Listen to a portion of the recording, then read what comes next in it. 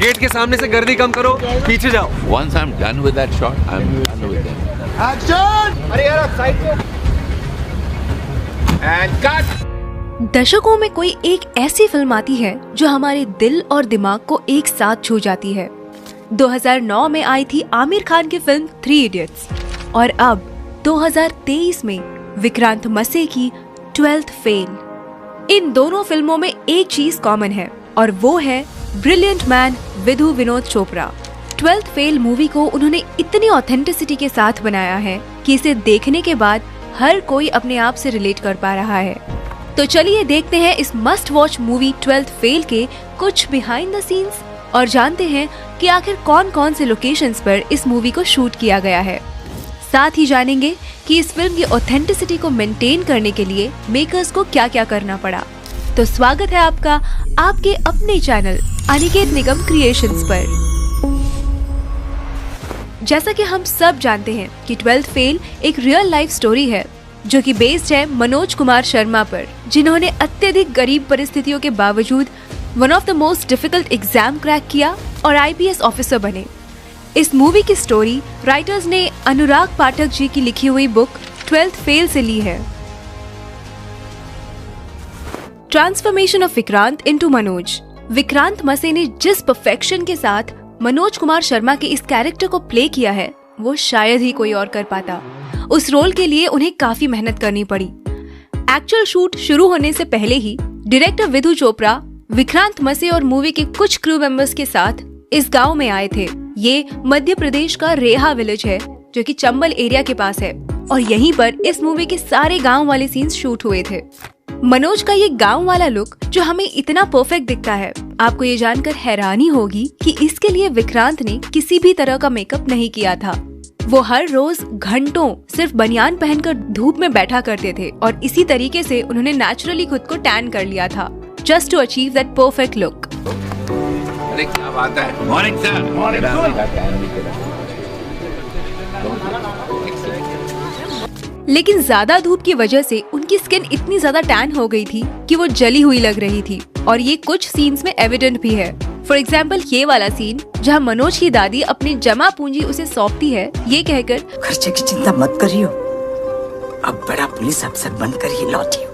And then ये वाला scene mains exam में फेल होने के बाद जब मनोज श्रद्धा के घर मसूरी जाते हैं, उस सीन में भी उनकी बर्न स्किन हमें क्लियरली दिखती है।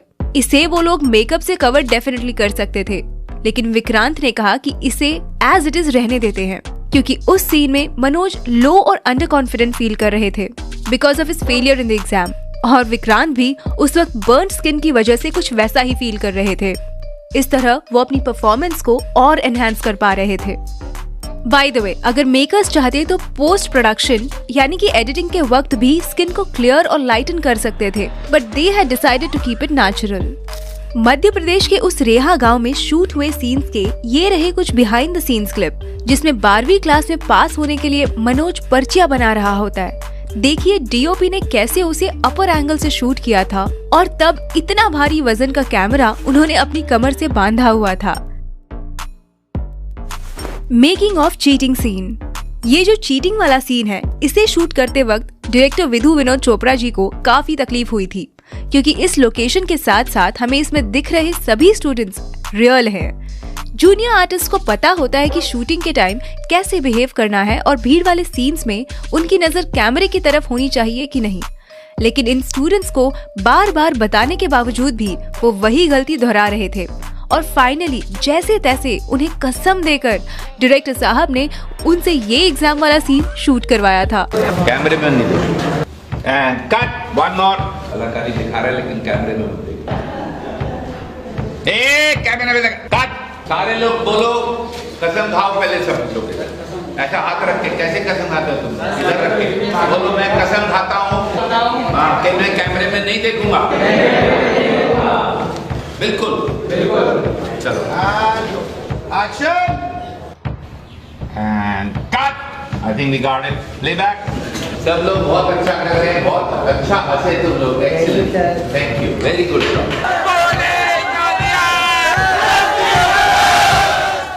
मास्टरिंग और जुगाड़ ड्राइविंग। टोटल इसमें 4 और रिवर्स। ये जो सवारी थी उसे गांव वाले लोग जुगाड़ कहते हैं, क्योंकि इसे किसी कंपनी में नहीं बल्कि गांव के किसी बुद्धिमान आदमी ने लिमिटेड रिसोर्सेज से जुगाड़ करके बनाया होता है। इन जुगाड़ू चीजों को चलाना भी उतना ही मुश्किल होता है जितना इसका innovation.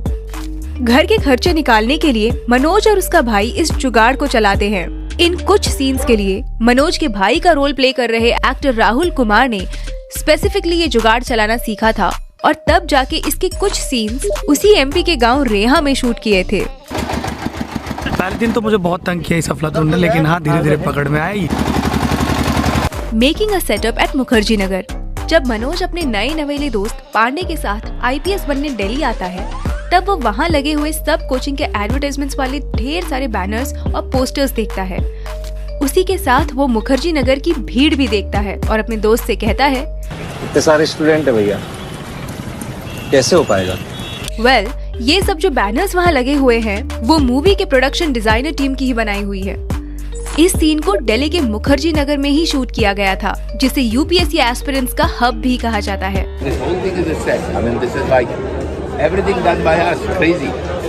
Number 5, making it rain on a sunny day. ये सीन तो आपको जरूर याद होगा। श्रद्धा की इस कोचिंग क्लास में मनोज से मुलाकात होने के बाद कुछ दिनों बाद वो उसे ढूंढते हुए विद्या वाचनालय आती है। यहाँ इस सीन की रिक्वायरमेंट थी बारिश का मौसम, मगर शूटिंग के दिनों में यहाँ तेज धूप पड़ रही थी। इस सीन के लिए टीम ने 2 रेन मशीन्स का यूज किया था और जब श्रद्धा इस लाइब्रेरी में एंटर हो रही थी तब हम देख सकते हैं कि उस सीन को कैसे शूट किया जा रहा है।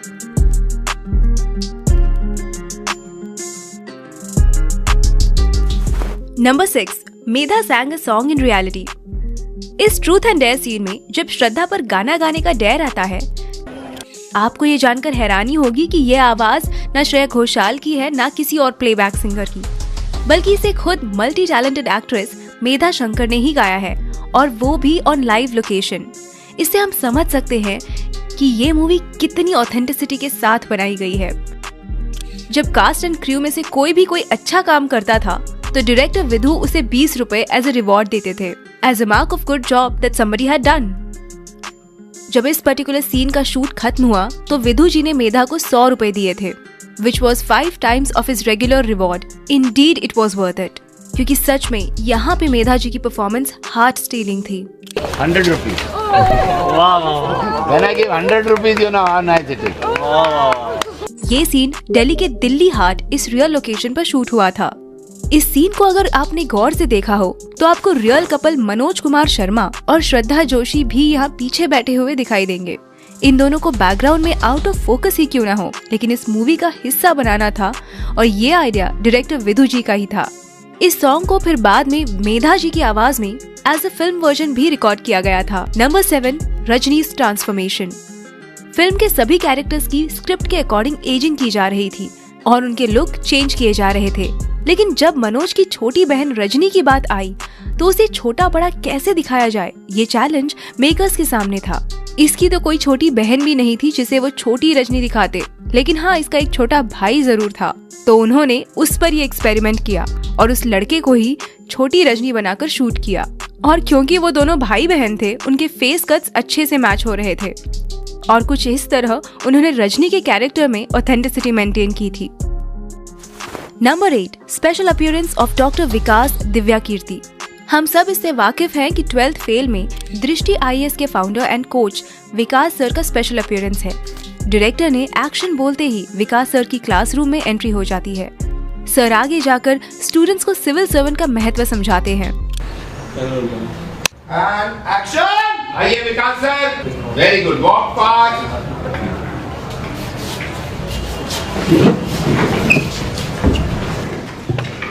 बैठिए।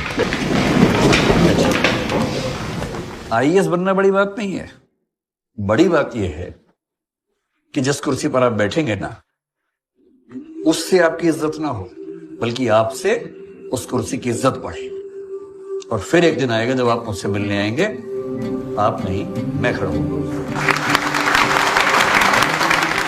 जब ये शॉट फाइनलाइज हुआ तो डायरेक्टर विधु जी ने विकास सर को गले लगाया और उन्होंने इसके बारे में क्या कहा, सुनिए।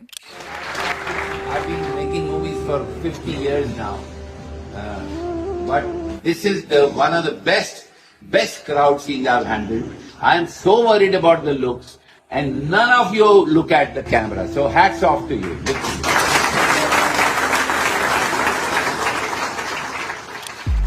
आपकी जानकारी के लिए बता दें कि इस मूवी के कुछ सीन्स और डायलॉग्स विकास सर ने खुद ही लिखे हैं, खास करके ये लास्ट वाला इंटरव्यू वाला सीन। 12th फेल को पहले राजकुमार ईरानी डायरेक्ट करने वाले थे, लेकिन इसे लिखते लिखते विधु जी इन कैरेक्टर्स से कुछ इस तरह अटैच हुए कि उन्होंने इसे खुद ही डायरेक्ट करने का फैसला किया। यूजुअली विधु विनोद चोपड़ा अपने फ्रेंड्स राजकुमार ईरानी और अभिजात जोशी के साथ कोलैबोरेट करके लिखते हैं, लेकिन उस टाइम पीरियड में वो दोनों डंकी पर काम करने में बिजी थे। काश राजकुमार ईरानी डंकी की बजाय 12th फेल को डायरेक्ट करते। उनकी डंकी ने तोड़ी हुई ब्लॉकबस्टर की स्ट्रीक टूटने से तो बच जाती। Shooting at UPSC headquarter. Climax में जब यूपीएससी के प्रीलिम्स और मेंस को क्वालिफाई करने के बाद मनोज को जो इंटरव्यू कॉल आता है, तब मनोज के साथ श्रद्धा उसे यूपीएससी हाउस तक छोड़ने आती है। यहाँ गेट के बाहर जितने भी सीन्स हैं, इन्हें रियल लोकेशन दिल्ली के धौलपुर हाउस पर ही शूट किया गया है। ये वही जगह है जहाँ पर यूपीएससी के इंटरव्यूज लिए जाते हैं और यहाँ पर मूवी को शूट करने के लिए मेकर्स को स्पेशल परमिशन लेनी पड़ी थी। लेकिन उसके बाद के जितने भी अंदर वाले सीन्स हैं, उन्हें वहाँ शूट के लिए परमिशन नहीं मिली और इसी के कारण उन्होंने ये सारे सीन्स इसी हाउस के रेप्लिका में शूट किए थे। ये एग्जैक्ट रेप्लिका न्यू दिल्ली में रिकंस्ट्रक्ट किया गया था। Making of the song restart. Bollywood में जो पहले कभी ना बना हो, कुछ ऐसा एंथम सॉन्ग डायरेक्टर विधु जी को इस 12th फेल मूवी के लिए बनाना था। जैसे कि कोई कमरे में गा रहा हो, थोड़ा सुरीला और थोड़ा बेसुरा, थोड़ा आगे थोड़ा पीछे। तो शांतनु मोइत्रा ने इस रीस्टार्ट सॉन्ग को कंपोज किया था और देखिए इसे कैसे रिकॉर्ड किया जा रहा है। विधु जी ने इसे उनके असिस्टेंट डायरेक्टर से रिकॉर्ड करवाया था, क्योंकि उनका कहना था कि ये लोगों का गाना है, तो लोगों को ही गाना है। Detailing in the shots. 12th fail को कम्प्लीटली ऑथेंटिक बनाती है इस पर की गई डिटेलिंग। तो चलिए बात करते हैं इस मूवी के कुछ डिटेल्ड सीन्स की। सबसे बेस्ट चीज ये थी कि मनोज कुमार शर्मा और श्रद्धा जोशी, इन दोनों के भी रियल लाइफ के नेम्स मूवी में भी एज इट इज रखे गए थे। मनोज गरीब घर से बिलोंग करता है, तो उसके सभी सॉन्ग्स हमें क्लासिकल बैकग्राउंड म्यूजिक के ही सुनने को मिलते हैं।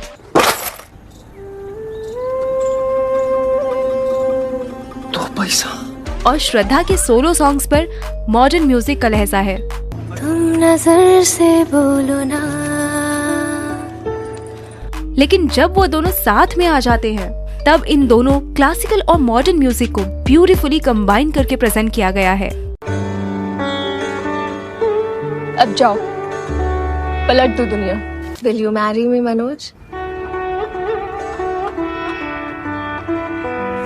श्रद्धा डिप्टी कलेक्टर बनने के बाद जब मनोज के इंटरव्यू के दिन दिल्ली आती है, जिस व्हाइट एम्बेसडर कार में वो दोनों यूपीएससी के लिए ट्रैवल करते हैं, उस कार के नंबर प्लेट की शुरुआत यूए यानी कि तब के उत्तरांचल और आज के उत्तराखंड को रिप्रेजेंट करती है। 12th फेल के ऑलमोस्ट सभी सीन्स रियल लोकेशन पर ही शूट हुए हैं। हालांकि गांव वाले सभी सीन्स को डायरेक्टर और team easily Mumbai film city में शूट कर सकते थे, but they decided to shoot it in the real village of Reha, just to be a lot more authentic. ये पहली ऐसी फिल्म है जो रियल मुखर्जी नगर और राजेंद्र नगर में शूट हुई है, और वो भी रियल यूपीएससी स्टूडेंट्स के बीच। मुखर्जी नगर में हर हिंदी मीडियम का वो बच्चा था जो अपने गांव में ये बोल के आया था कि मुझे कुछ करके दिखाना है, उसमें भी एक। इस मूवी का हर एक सीन डिटेल है, जिन्हें डायरेक्टर और उनकी टीम ने काफी मेहनत और ध्यान से बनाया है। हार नहीं मानूंगा 12th fail restart based on A true story inspired by million true stories. इसका माने क्या है? हजारों कहानियों से प्रेरित है, तो हजारों कहानियां किनकी कहानियां हैं? वो आपकी कहानी है। और वो पोस्टर में आप ढूंढते रहिएगा कि हीरो कहाँ है, वो आपको नजर नहीं आएगा। एक्चुअली इसमें अगर हम स्पॉट पे हीरो कॉन्टेस्ट करें तो बहुत इंटरेस्टिंग होगा, आपको पता ही नहीं लगेगा कि है कहाँ। यही मैं कहना चाह रहा हूँ। इसमें तो एरो लगाया है हमने आपके लिए कि आप ढूंढ लें कि हीरो कहाँ है। ये होते हैं रियल हीरो। हजारों में से एक मनोज, जैसे हजारों लोगों लाखों लोगों में आप एक है। कई लोगों ने कहा कि उनका हीरो जो गौरी भैया है, कोई कहता पांडे है, कोई कहता मनोज है, कई कहते श्रद्धा है। तो जब आप ये फिल्म देखें तो हमको जरूर बताइएगा कि आपकी नजरों में इस फिल्म का सही हीरो कौन। मैं भी हो सकता हूँ, अगर आपको लगता है मैं हूँ तो वो भी बता दीजिए। 12th फेल 27 अक्टूबर 2023 को थिएटर्स में रिलीज हुई थी। रिलीज पर क्रिटिक्स ने तो इसे अच्छा रिस्पांस दिया ही था, लेकिन पब्लिक ने भी इसके तारीफों के पुल बांध दिए थे। यही नहीं, बल्कि कमल हासन सर ने भी 12th फेल देखने के बाद तारीफ भी की थी। नमस्ते, I am talking from the NFDC theatre in Chennai, where I saw 12th Fail by Mr. Vidhu Vinod Chopra. He's a friend of mine. These are occasions when you feel proud to say that you're somebody's friend. It's not an ambitious film, but it's a film about ambition. And to craft such a film and make it work, that is ambitious. And he has embarked upon it. I'm very happy I saw the film. Most of them who saw the film I spoke to had only one thing to say. Long time since we saw a good film like this. I would like to second that motion. Thank you, Vinod Chopra, for making a film like this. It brings back hope in filmmakers like me to confidently go ahead and do what you love most. Restart. अगर आप भी 12th fail देख चुके हैं तो कैसी लगी आपको विक्रांत, मेधा और बाकी एक्टर्स की परफॉर्मेंस? हमें कमेंट करके जरूर बताएं। क्या रहा तेरे रिजल्ट का? IPS। इस वीडियो को आखिर तक देखने के लिए आपका तहे दिल से शुक्रिया।